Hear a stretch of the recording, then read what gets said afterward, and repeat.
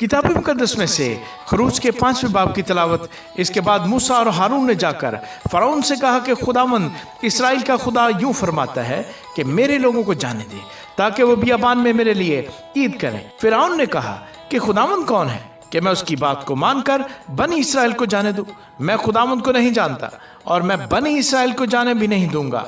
तब उन्होंने कहा कि इब्रानियों का खुदा हमसे मिला है, सो हमको इजाजत दे कि हम 3 दिन की मंजिल बियाबान में जाकर खुदावंद अपने खुदा के लिए कुर्बानी करें, ताना हो कि वो हम में वबा भेज दे या हमको तलवार से मरवा दे।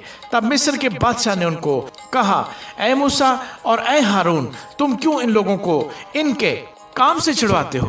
तुम जाकर अपने अपने बोझ को उठाओ। और फिरौन ने यह भी कहा कि देखो ये लोग इस मुल्क में बहुत हो गए हैं और तुम इनको इनके काम से बिठाते हो। और उसी दिन फिरौन ने बिगाड़ लेने वालों और सरदारों को जो लोगों पर थे हुक्म किया कि अब आगे को तुम इन लोगों को ईंटें बनाने के लिए भुस न देना जैसे अब तक देते रहे।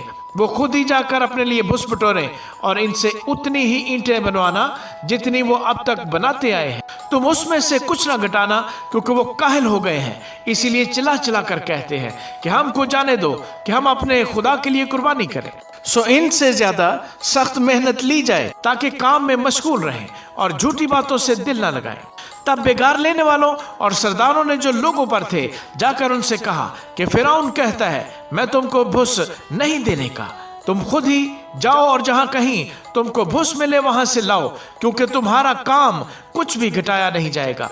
चुनाचे वो लोग तमाम मुल्क मिस्र में मारे मारे फिरने लगे कि भुस के इवज खोंटी जमा करें, और बेगार लेने वाले ये कहकर जल्दी कराते थे कि तुम अपना रोज का काम जैसे भुस पाकर करते थे अब भी करो। और बनी इस्राएल में से जो जो फिरौन के बेगार लेने वालों की तरफ से इन लोगों पर सरदार मुकर्रर हुए थे उन पर मार पड़ी। और उनसे पूछा गया कि क्या सबब है कि तुमने पहले की तरह आज और कल पूरी पूरी ईंटें नहीं बनवाई? तब उन सरदारों ने जो बनी इस्राएल में से मुकर्रर हुए थे फिरौन के आगे जाकर फरियाद की और कहा कि तू अपने खादमों से ऐसा सलूक क्यों करता है? तेरे खादमों को भुस तो दिया नहीं जाता और वो हमसे कहते रहते हैं कि ईंटें बनाओ, और देख तेरे खादम मार भी खाते हैं, पर कसूर तेरे लोगों का है। उसने कहा तुम सब काहिल हो काहिल, इसीलिए तुम कहते हो कि हमको जाने दे कि खुदावंद के लिए कुर्बानी करें। सो अब तुम जाओ काम करो, क्योंकि भुस तुमको नहीं मिलेगा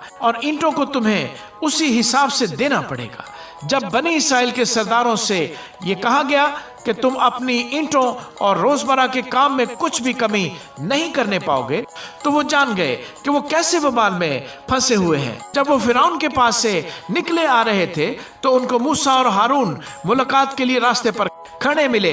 तब उन्होंने उनसे कहा कि खुदावंद ही देखे और तुम्हारा इंसाफ करे, क्योंकि तुमने हमको फिरौन और उसके खादमों की निगाह में ऐसा घिनौना किया है कि हमारे कत्ल के लिए उनके हाथ में तलवार दे दी है। तब मूसा खुदावंद के पास लौट कर गया और कहा कि ऐ खुदावंद, तूने इन लोगों को क्यों दुख में डाला और मुझे क्यों भेजा? क्योंकि जब से मैं फिरौन के पास तेरे नाम से बातें करने गया उसने इन लोगों से बुराई ही बुराई की और तूने अपने लोगों को जरा भी रहाई न बख्शी। आमीन।